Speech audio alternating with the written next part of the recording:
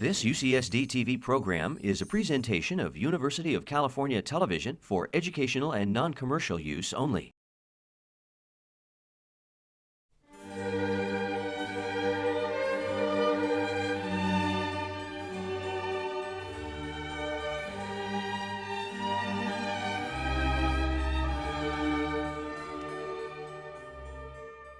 The Burke Lectureship honors the memory of the late Eugene Burke, an extraordinary Paulist priest who served as campus ministry at UCSD after a distinguished career as a professor of theology at Catholic University of America, visiting faculty member at Princeton and Columbia Universities. He was an advisor to the United Nations Human Rights Commission in drawing up the Declaration of Human Rights. He was a force for enlightenment in many areas, including his support for women's rights and for establishing institutions to promote dialogue among people of different faiths. The Burke Lectureship at UCSD has for 25 years brought to this campus distinguished men and women who come from a variety of backgrounds and whose work deeply engages issues of religion and society. We have sponsored speakers from Catholic, Protestant, Jewish, Islamic, Confucian, and Native American traditions over the years. The lecture itself depends for its funding on a very modest endowment as well as on private contributions. So if you'd like to make a contribution, small or large, that would be greatly appreciated, and envelopes are available as you leave. The Burke Lecture was founded on the idea that issues of religion and society are absolutely critical to discuss, especially in a university setting. Part of what makes these issues so important is that issues of religion and society often are controversial and can raise strong feelings among all sides. Some of the long-term Burke Lecture attendees, some of whom I've recognized now over the years, will attest to the fact that this sometimes occurs. Yes, it is critical that we continue, for what would be worse would for people to not talk about issues in a university setting. After Amira Hass's speech, the audience will be permitted to submit questions in writing for Ms. Hass to answer. People will hand out a number of cards per row, and later they'll walk through the seating area to collect questions. So without further ado, I would like to introduce the introducer, Deborah Hertz, the Woke Chair in Modern Jewish Studies and Professor of History here at UCSD, will introduce tonight's speaker. Thank you.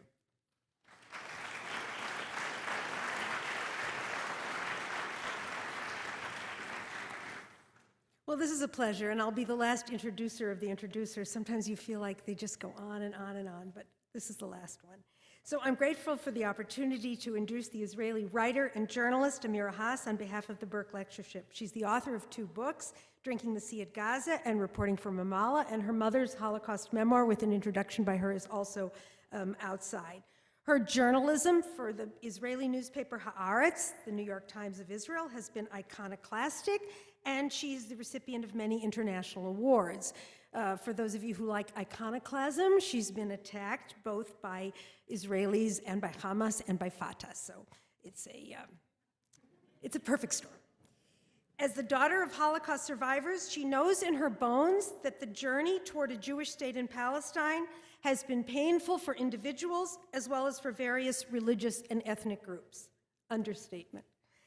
Before I turn the podium over to Ms. Hass, let me take a moment to frame the talk and the fiery, impassioned dialogue which I am confident will follow. The United States is a land of many separate ethnic, religious, social, and regional subcultures. I stand with the majority of Americans who are proud to live in a nation which celebrates this texture of difference and variation. But as most of you know full well from your own experiences, too often each subculture remains closed in its own fears, perceptions, anxieties, and suspicions. Certainly my own Jewish community is a case in point.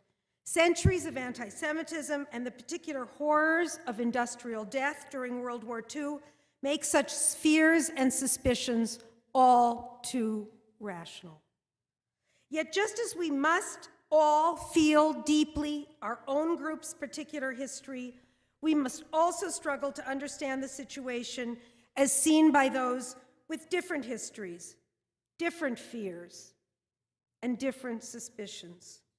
Without this understanding, we will fail for sure at the more difficult task of real empathy with those whose histories are not ours, and indeed whose legitimate needs might require us to make some kind of real sacrifice.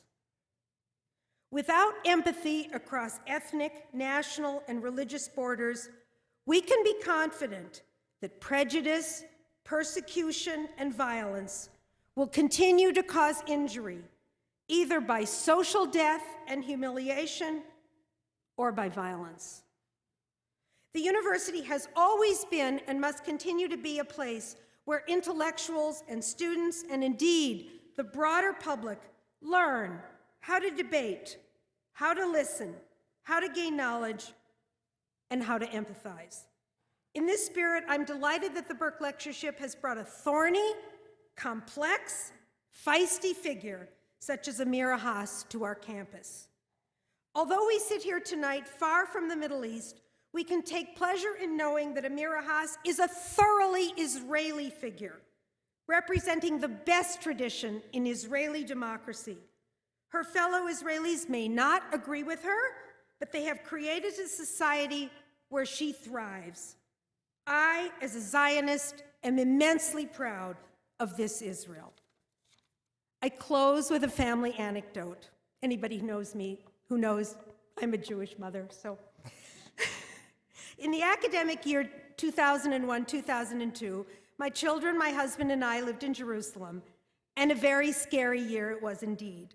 Our son was in the 10th grade and attended a prestigious high school on the Givat Ram campus of the Hebrew University called Liyada. It has a little secret meaning. It means alongside of the main university, Liyada.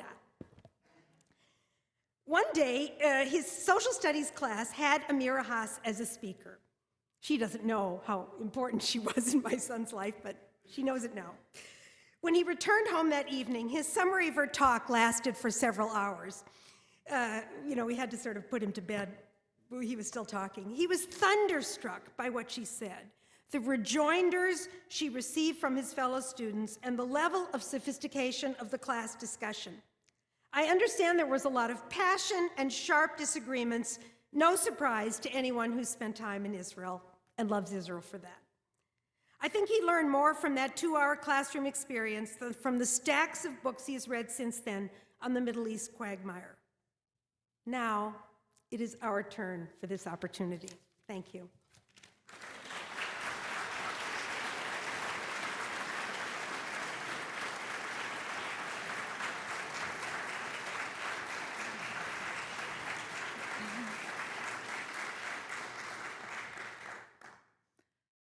Thank you for inviting me. I feel very lucky.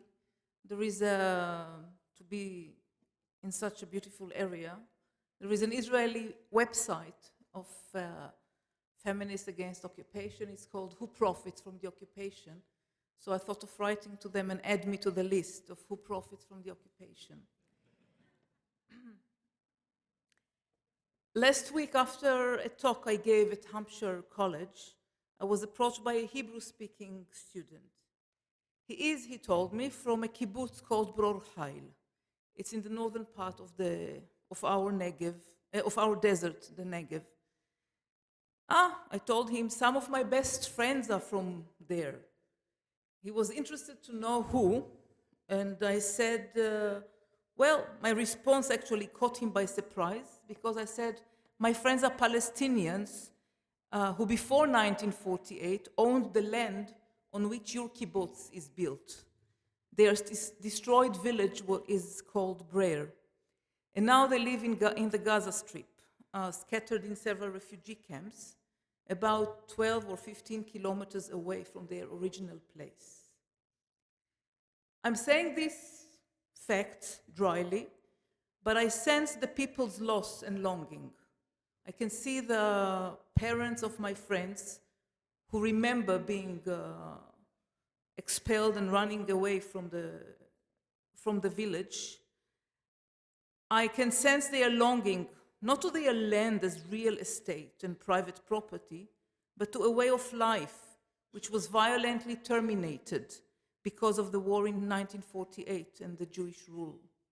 a loss of nature as they knew it, of cultivating the land, of centuries-old intimate dialogue with the soft dunes and the bright horizons, and the way that new trees were interwoven and in their turn planted more hopes for securing and improving the family's future. All this was broken. I can identify so well with such a loss because I got so close to the people, old and young, and also because I too have absorbed since my childhood stories of my parents' terminated dialogue with their landscapes, with their lost landscapes, and their loss of treasured hopes and plans. That happened with the German occupation of Europe and the Second World War. Back to my short conversation with the Israeli student. Many of the inhabitants of the kibbutz, including his family, have emigrated from Brazil.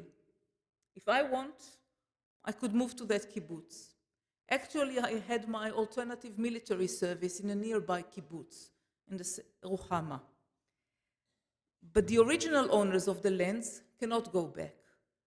Ariel Sharon, ex-prime minister and ex-general, whom my friends from Brer remember from the 1970s, when, as a general, he ordered to demolish houses in their crammed refugee camps in order to make way to the tanks and the troops. He too has built there in the area a huge farm, also on land that belonged to Palestinians before 1948. Not only I or Sharon could live there. Actually, every Jew in this room may come and rent or build a house in Bror Heil. In fact, every Jew present in this room, in this hall, has automatically more rights and liberties in the Holy Land than any Palestinian who was born and lives there, or whose immediate family is descended from there. This is one way, maybe irregular, of summing up what's in the core of a national colonial conflict that is preoccupying the world probably more than any other, and sometimes in very distorting ways. Every American Jew may at any moment visit the country and stay for almost unlimited time as a tourist. On the other hand, Palestinian Americans are facing innumerable restrictions when they wish to visit the country. The restrictions span from limiting the period a person of Palestinian descent is allowed to spend in the country, to areas which are banned for them, and up to total denial of entry. US government is well aware of this ethnic discrimination against some of its citizens, perpetrated by a friendly state as Israel. But apart from scanty reproaches, this practice continues unhindered. I say every American Jew has more rights than a Palestinian born in the country. I should correct myself. Such a sentence bears a moral and logical lapse, because a right, as hundreds of years of popular struggles have established, must be universal. It must be enjoyed equally by all. A right, how should I define it out of academic constructs? Maybe the space that a person acquires in hers or his dialogue with the human surrounding, the relationship between the two, so that both can not only live, but develop, improve, and exercise the freedom of choice, the talents, the creativity. When a right is denied from some or from many, it is a mutilated right. It becomes a privilege, one that only select groups enjoy, and use in a way that guarantees the perpetuation of this mutilation. The mutilation guarantees their ongoing profit from the situation. Privileges, mutilated rights in travel are marginal in comparison to privilege in residency and citizenship. Every American Jew can become an Israeli citizen in a matter of a few days. Ex-World Bank official Stanley Fischer is one such example. In order to become the governor of Israel's central bank, he was naturalized instantly. His quick naturalizing process is guaranteed by a law called the Law of Return. This law applies to any person who can prove being a Jew.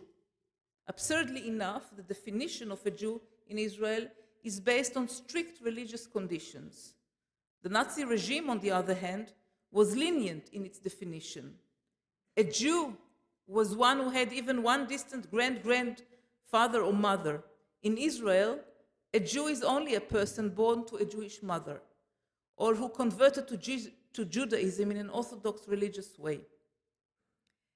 In spite of that, I don't want you to think that this conflict is religious. It is, from the start, a colonial national. Only now do extreme groups on both sides try to portray it as a religious eternal war, which will be eventually decided by Allah or Elohim.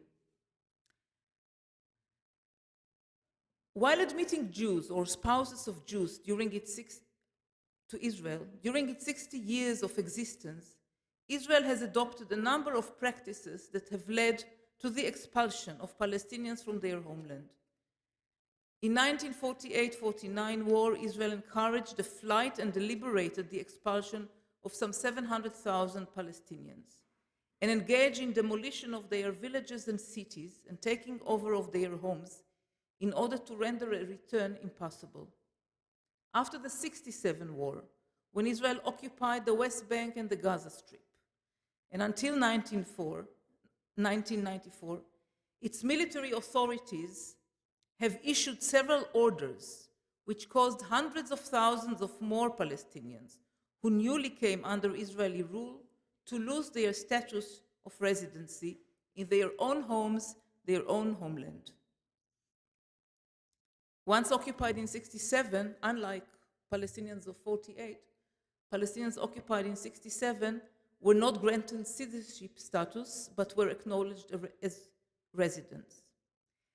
Until today, it is Israel which decides the small numbers and practically the identity of those Palestinians who are allowed back to their homeland, and those who resume a status of residency in the 1967 occupied territory, which some say it is controlled by the PA. But still Israel holds its control over the registry of population and therefore the entry of population to the country. I have acquired over the years a first-hand, not academic knowledge of this and innumerable other forms of ethnic discrimination from my position as a correspondent in the 1967 occupied territories, where an Israeli military rule continues to determine till today Palestinians' life for 43 years. Military rule means taxation without presentation. It means that unelected generals and officials decree orders which get to the tiniest details of individuals' lives and deprive the community from its own choices, from taking its own choices. This without even mentioning life-threatening situations, arrests, mistrials and miscarriage of justice, and lethal military attacks. As much as I would have liked to, I cannot ignore the pattern that exists all over the country, from the sea to the river, from the Mediterranean Sea to the Jordan River. Not only in my, so to say, direct territory of responsibility, Gaza and the West Bank, but also where Palestinians are citizens and have the right to vote. But let me start with Jerusalem, which is an in-between, somewhere in between these two categories. In 1967, Israel, when it occupied the West Bank, it annexed and incorporated within Jerusalem borders some 70 square kilometers of Jerusalem area. It is around 43 square miles. The Holy Old City, just that you see the proportions, The holy old city within the walls is no more than 1 square kilometer. The Jordanian Jerusalem, including the old city, was no more than 6 square kilometers and a half. But Israel, when it annexed 70 kilometers and called them Jerusalem, it annexed not only villages and people, but mostly a vast territory, unbuilt territory, most of it private property owned by Palestinians. The 60,000 Palestinians became residents, not citizens. Anyway, most of them did not want to be citizens. So they do enjoy some social rights in Jerusalem, but not voting rights. Then, almost from the start, Israel initiated and implemented a deliberate policy of decreasing the number of Palestinian residents, or of decreasing the proportion between Palestinian residents in Jerusalem and Jewish ones. In Israeli official jargon, this is the eternal united holy city, where all three monotheistic religions enjoy the freedom of worship in their holy sites. In practice, a combination of municipal bylaws, phony and selective environmental considerations which limit the construction and development for Palestinians, underinvestment, open and discreet discrimination at finding jobs, government laws, and an undeclared change of policy on the part of the Ministry of Interior have achieved the following goals. Palestinian neighborhoods and villages, which are within Jerusalem borders, municipal borders, have become practical slums, densely populated, under-maintained, distinct areas, where a great part of the population is dependent on meager and humiliating charity programs. Middle classes are opting for emigration, and tens of thousands of original inhabitants, Muslim or Christian Palestinians, are barred from living there and barred from enjoying their property rights. We name it the silent transfer or silent ethnic cleansing. Let me mention here two of the many, out of the many examples that I've been working on over the years. Sheikh Jarrah is a neighborhood which was occupied in 1967. Before 1948, some Jews used to live there, and a Jewish association had land. Tens of thousands of Palestinians at the same time lived in other parts of the city, the western part of the city, but were expelled in 1948 and became refugees. Their homes were transferred to the authority of the Israeli custodian of absentees' property, which then this authority, this custodian transferred the houses and the property to the state, which allowed itself to settle Jews in these absentees houses.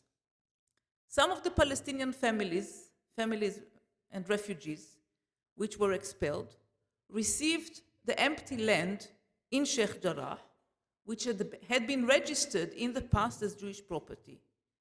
As Jewish property, and the Jews were absent from, it was Jordanian territory then, as such, it was transferred to the Jordanian custodian of enemies' property, this before 1967. These refugees built in Jerusalem, far 10 kilometers away, 20 kilometers away from their former homes. They built new homes, modest houses, on this empty land. In 1967, again, they were occupied by Israel, and they remained in their houses. But in the past 10 or 15 years, Jewish politicians and right-wing groups are claiming their rights over land which had been Jewish property before 1948. They demanded the eviction of those families from their homes.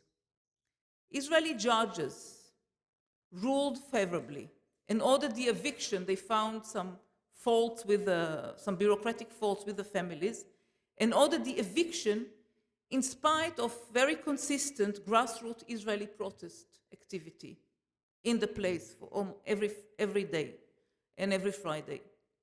This process of eviction of Palestinians from these homes continues. Of course, we cannot expect any reciprocity.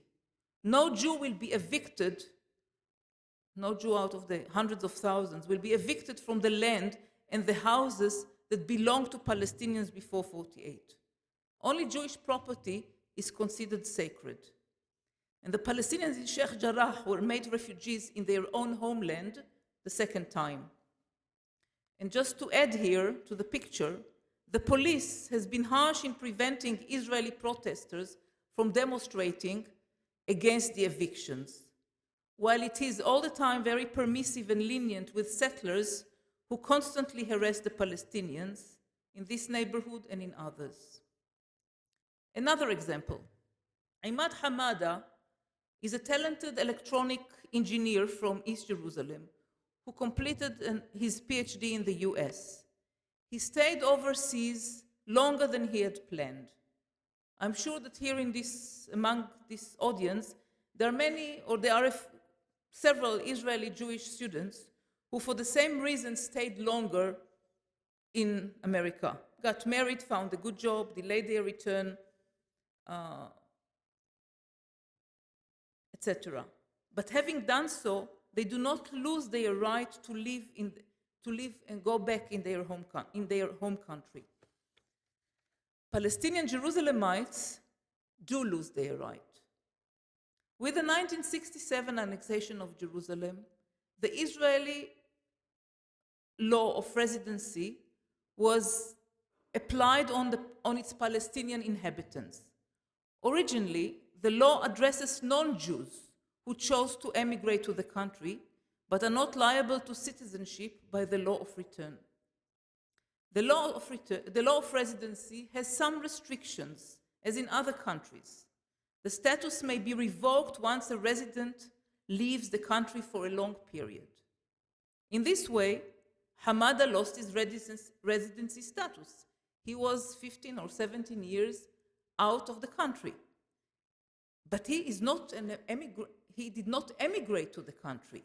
He did not choose to live in Israel. It's Israel who came to him. Neither did his family emigrated to Jerusalem. The collective memory of his family goes back to some 500 years back in Jerusalem. He is now, by law, considered illegal, an illegal alien in his own hometown. Therefore, he cannot work in Israeli companies. He actually already had a work proposal from the Israeli branch of an American company, but once they heard his status that he is illegal, he could not get a job. He, his wife, and children do not have any social rights now. In theory, any moment they can be apprehended by Israeli police and deported to the US. It is a phenomenon. It is not an isolated case. It is a policy. It is a pattern.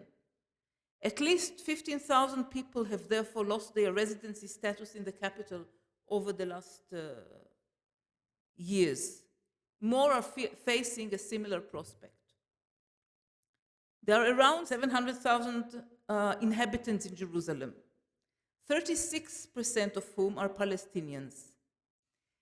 65% of the Palestinians in Jerusalem live below the poverty line, compared to 30% among the Jews. It is a high number in Jerusalem of Jews below the poverty line because of the high proportion of religious large families where the husbands study in yeshiva and do not earn a living. 74.4% of Palestinian kids live in poverty, as compared with 45% of the Jewish kids. Of the 70 square kilometers that were annexed, more than a third, 24.5 square kilometers, were expropriated over the years from their private owners, Palestinian private owners, and allocated to development of spacious, comfortable homes for Jews only. Until 2007, more than 50,000 housing units for Jews only were built on this private Palestinian land. Some 10,000 classrooms are missing in the Palestinian areas of Jerusalem. 160,000 Palestinians are not connected to the water grid. 50% of the kids of Palestinian kids in Jerusalem drop from schools. Compare this with 7.4% of Jerusalem's Jewish kids, and with 11.8% in a Palestinian village inside Israel, the highest rate among Palestinian citizens of Israel. The direct connection between official policies of this discrimination and poor performance at and of schools is beyond doubt. Even without statistics and scholarly researches about policy, the intended discrimination and neglect cannot escape one's eyes. Just go there, come to a tour, and the statistics will unfold in front of your eyes in the form of greenery, wide sidewalks, large roads, children playgrounds, while 2 minutes walk away, you'll see crammed houses, children playing between uncollected garbage and flowing sewage, all in Jerusalem.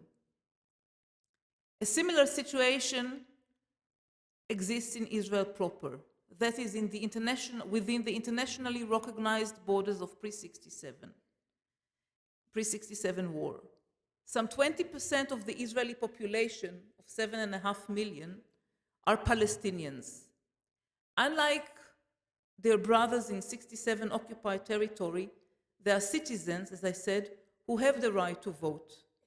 But voting, the right to vote, has not spared them from the harsh reality of ethnically based discrimination that is being manifested in all levels: allocation of land, investment budget, treatment of police, job opportunities, language, quality of medical treatment. 10 lectures here will not suffice for detailing this all. So as way of illustration, again, let me mention some statistics. There are more than 1,000 Jewish residential communities in Israel, but only 83 Arab residential communities. Since 1948, Palestinian Israeli citizens were not allowed to build any additional community. The few built for them were part of an eviction process of Bedouins from their land. 800 new communities were built for Jews since 1948. Half of the land that was privately owned by Palestinians before 1948 has been confiscated and declared state property. The population of Palestinians in Israel has multiplied by 6 since 1948. Land decimated in half. Palestinians who are Israeli citizens are barred from purchasing building rights in 80% of the state's territory, which is, as a whole, 20 million square kilometers. Here again, you can sense the statistics by touring the land. For example, Upper Nazareth, a city that the Jews among you could settle in any moment, is built on land which has been grabbed from the neighboring Palestinian villages and the Palestinian city of Nazareth. One is spacious and green, one is overcrowded, suffocating, though beautiful. Laws and space policies dictate uneven investment in industrial zones, whose absence means a loss of revenues to Palestinian municipalities. By 2008, 9,600 classrooms were missing in the Palestinian sector in Israel. 32% of Palestinian Israeli high school students graduate successfully and get their matriculation, compared with 52% of the Jews. 8.7% drop from the last 4 high grades, compared to 4.4% among Jews. The mortality rate of newborns is also telling. 8 out of 1,000 among the general Palestinian population, in comparison to 3.2 among Jews. Among Bedouins in the Negev, where Israel consistently refuses to connect to electricity and water grids, it is 15.5 out of 1,000 deaths, to be compared with 4.7 among Jews in that southern part of Israel. True, as Israeli citizens, Palestinians are able to struggle for fairer policies. But in Israel, in recent years, there has been a growing regression in the Israeli legislation and attitudes regarding Palestinian rights as people who were born in the country and whose families lived here for many generations, long before the arrival of most Jews. A right-wing party headed by a Russian emigrant, Lieberman, is promoting draft laws that are encroaching on Palestinian civil rights. Even when only partially adopted by the Israeli Knesset parliament, they create a permanent inciting, racist atmosphere which is shared by many. For example, the Nakba law. The draft law that was not adopted recommended to prohibit the commemoration of the Palestinian disaster, mass expulsion of 48. It was adopted in a softened form, denying governmental finance from any group, any Israeli group that dares to commemorate the Nakba, be it Jewish or Palestinian. Citizenship law. It is temporary, but it has been extended over the past 10 years 6 times. It denies, the citizenship law denies legal status from Palestinians from Gaza and the West Bank who are spouses of Israeli citizens. Practically, it does not allow Israeli citizens, mostly Palestinians, but it can be also Jews, who want to marry with, or married with people from Gaza and the West Bank. With the occupation of 1967, a new reality was created. For the first time since 1948, Palestinians were united as a people under one rule, within the historic borders of their land. For 20 years, their right for freedom of movement was respected. This was not so much because Israel respected their human rights, but mostly for economical considerations on the part of Israel that wanted to create a reservoir of cheap labor for the recovering Israeli economy, and also hoped in a strange way that economical improvement among Palestinians will obliterate national aspirations. It was not complete freedom of movement between 67 till 91, because a Palestinian from Gaza could work in Israel, but of course could not settle in it, while a Jew from Bror Hail, let's say, could settle beyond the Green Line, the pre-67 war border. They could settle in Gaza or the West Bank. But still, the freedom of movement that was given to Palestinians in these years renewed family contacts, established new ones, established literary new projects, economical ventures. Universities were the meeting scene of energetic youngsters and scholars from both sides of the former 67 borderline. It was a process of empowerment that only now, when it has stopped, we learn to appreciate it. And it explains much of the optimism and energy that was at the basis of the first Palestinian uprising of 1987. United and realistic, the people demanded their right to choose, their self-determination, but they also acknowledged the existence of a viable Israeli society that cannot be wiped out of the map. These are the years when the Palestinian national movement accepted clearly a solution of 2 states. And the Palestinian state would receive only 22% of historical Palestine. This was the basic solution that the Palestinians accepted. It was a very generous gift, this solution, this accordance on the Palestinian side.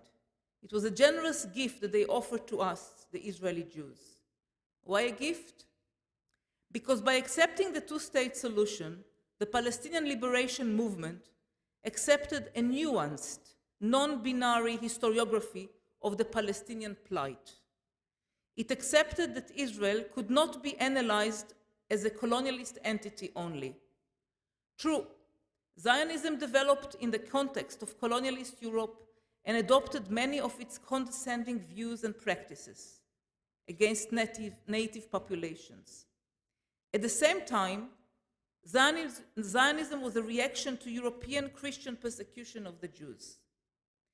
And still, far into the late 30s, the Zionist solution of a nation-state was not adopted by the majority of Jews, who saw the diaspora as their natural place. At most, they preferred emigration, assimilation, struggles for social justice, etc., over Zionism. If not for the German industry of mass murder that was first of all directed against the Jews, Jews would have stayed in the diaspora.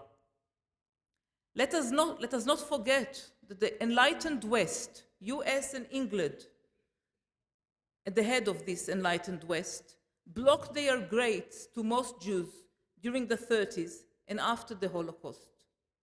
Without immigrants, Zionism as a colonialist movement could not have succeeded. On the eve of 48 war, it owned only 7% of the land of Palestine. This cannot be seen as a striking success. Without the Holocaust, the Zionist movement would not have had popular support, international support, and the vast sources to finance its operations. So the Palestinians understood, as painful as it was for them, that Israeli society differs from other colonialist regimes and entities that were dismantled in the 50s. That the mass of Jewish immigrants arrived as refugees, fugitive and survivors, not as wealth-thirsty colonizers. Palestinian willingness to have peace on such ground expressed a compassionate understanding that the state of Israel cannot be decontextualized from recent murderous European history. So they gave Israel a chance to cut loose from its colonialist characteristics that base human rights and citizenship on ethnicity rather than the place of birth. And instead, what does Israel do when it gets this generous offer? Israel does the opposite. It perfects its it keeps perfecting its colonialist characteristics. In 1991, global changes made many believe that it was time for Israel to withdraw from the 67 occupied territory. With the fall of the Soviet Union, the Israeli-Palestinian conflict was not seen anymore as a proxy of the Cold War. Like apartheid in South Africa, like repression in the ex-Soviet bloc, it should be put to an end. With such understanding, the US and Europe pressured Israel to engage in peace talks. First the Madrid-Washington track, then the Oslo track, named after the city where secret negotiations started between Israeli representatives and PLO officials in 1993. These negotiations resulted in a declaration of principles and the Oslo Accords that established a Palestinian limited self-rule for 5 years, by the end of which both sides agreed they will have concluded the negotiations over the details of a permanent peace settlement. The Palestinians and the peace camp in Israel believed that the obvious, accepted by all goal, was to establish a Palestinian state in 67 borders, pre-67 war borders, according to UN resolutions. But such a goal was never explicitly stated in the Oslo Accords, so carefully drafted by Israeli very able lawyers. Negotiations started. Everyone saw the negotiations as a sign for a looming peace. But parallel to the negotiations, and completely openly, Israel adopted a double policy of fragmentation. Further accelerated fragmentation of Palestinian territory by expanding Israeli colonies and constructing roads that connected colonies to Israel, but disconnected the natural centuries-old links of Palestinian villages with each other and with main cities. And the second form of fragmentation, that of the society. Since January 1991, it imposed a regime of restrictions on movement that we name today closure. It is very similar to the pass system that existed in apartheid South Africa, whereby the movement inland of every Palestinian individual requires an Israeli permit, a travel document. Even though until 91, Israeli policy actually stated that all Palestinians are granted their freedom of movement, except of the few groups which do not get, or a few categories. Since 91, it's the reverse. All Palestinians are barred from their freedom of movement, are deprived of their freedom of movement, except of a few categories and numbers that Israel decides will get the permit. Even though the Oslo Accords reiterate that Gaza and the West Bank are one geographical unit, the fact is that under the umbrella of Oslo, Israel's policy was to sever most contacts between the two. In certain parts of the West Bank, Palestinians need a special permit in order to enter. Jerusalem, lands beyond the fence, and some land that de facto was annexed to Israel over the years, such as the Latrun area. During those years, Jewish and Palestinian fundamentalists, during the years of Oslo negotiations, Jewish and Palestinian fundamentalists adopted the policy of sabotage. A Jewish American doctor murdered in February 94 29 Muslim worshippers in Hebron Mosque. Afterwards, the Islamic resistance movement Hamas retaliated by suicide attacks in Israel. Absurdly enough, Israel's response to the murder committed by a Jew was similar to its response to the Palestinian suicide attacks.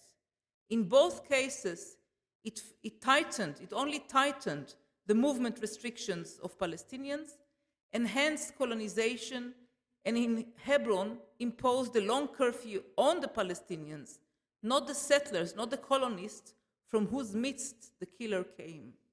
This curfew was the beginning of a long and consistent policy of ethnic cleansing of Palestinians from Hebron.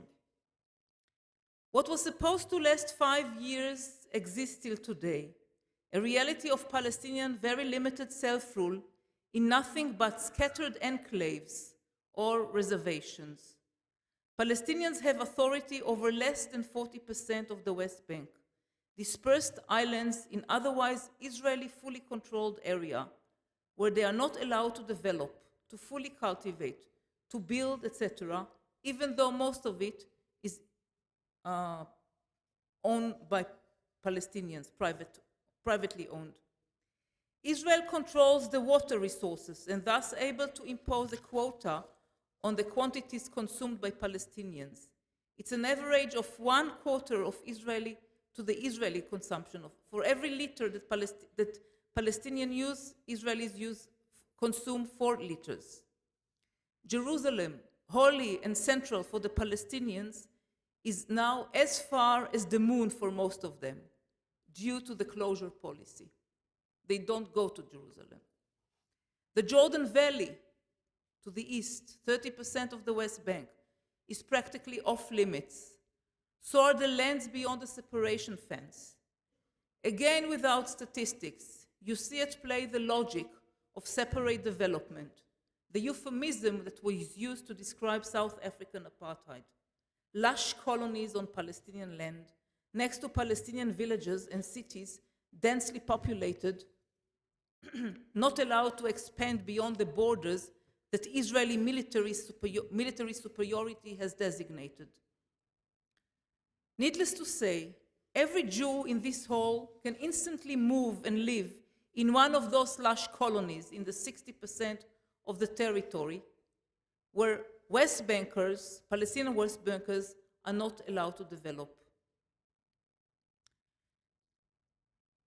So instead of dismantling the occupation regime with the Oslo process within 5 years, as was expected of it, Israel has refined and developed a 3-tier regime of privileges: military occupation, colonization, and de facto apartheid in the whole land.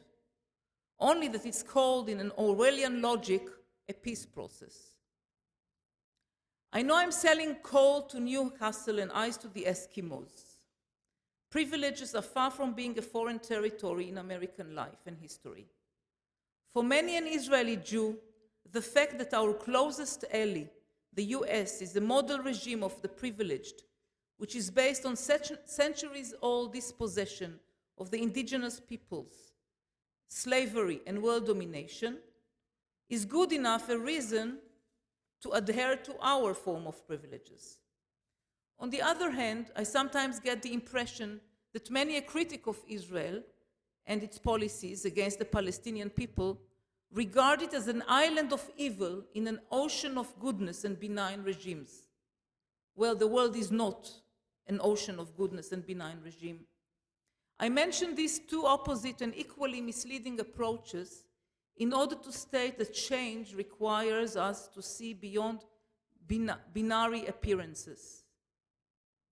Discussing Israel should not make us forget the global compliance with the standard of privileges. Behind the standard of privileges lies the thought that, after all, human beings are not equal, that those who better off merit it, that those who are deprived have erred, do not work hard enough, are different, do not need the same. All over, a culture of superiority is nurtured in order to explain and sustain the rule of privileges, of whites here or of Jews in the Holy Land. In the past, Jews have prided that the principle of equality of all human beings derives from Jewish tradition. Take, for example, those sentences in Genesis 1st chapter. Then God said, "Let us make man in our image, according to our likeness." So God created man in his own image. In the image of God he created him. Male and female he created them. Jews who joined a plethora of social justice movements inherited and passed on a secular interpretation of the religious phrases.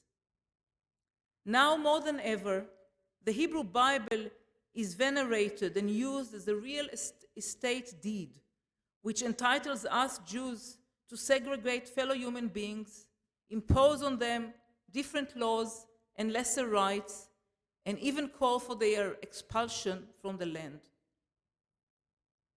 Can our three-tier regime of privileges sustain longer than the one in South Africa? Can it rely forever on its military superiority, its military alliance with the US, its adopted second nature of a Western bastion, in order to maintain an exclusive Jewish hegemony in the area?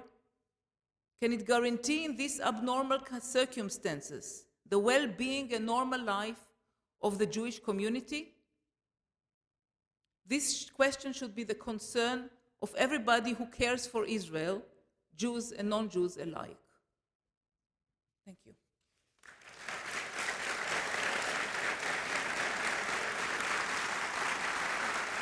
How much does Iran influence Israeli policy towards Palestinians?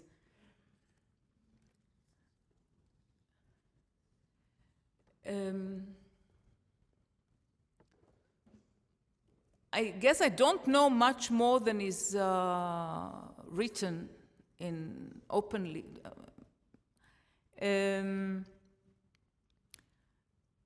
Of course, it interferes. It influences both Hamas and both Israel. Originally, Hamas were not the favorites of Iran because we are talking about two different currents in the Islamic movement and rival currents. Hamas had a grudge for years against Iran, but the Israeli blockade on Gaza and actually the excommunication of Hamas pushed it much more to Iran. And we all know that Iran finances much of Hamas operations in Gaza, both civilian and military.